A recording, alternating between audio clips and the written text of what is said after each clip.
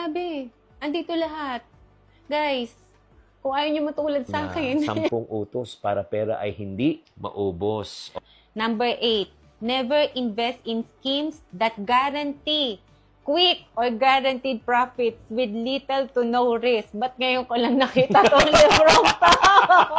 My goodness. Number 9. Number 9, never let emotions drive your investment decision. Dahil nga may relationship, itinodo yung pera. Magkano po ba to? Sana binili ko na lang to.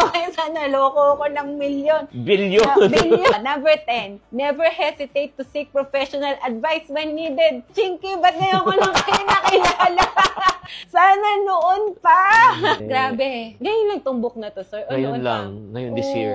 Kailangan i-avail nyo to para makaiwas tayo sa future nating pagkakamali. Nandyan na rin yun. 10 utos bago magnegosyo, 10 utos bago magpautang, 10 Nandito. utos, lahat nandyan. Grabe.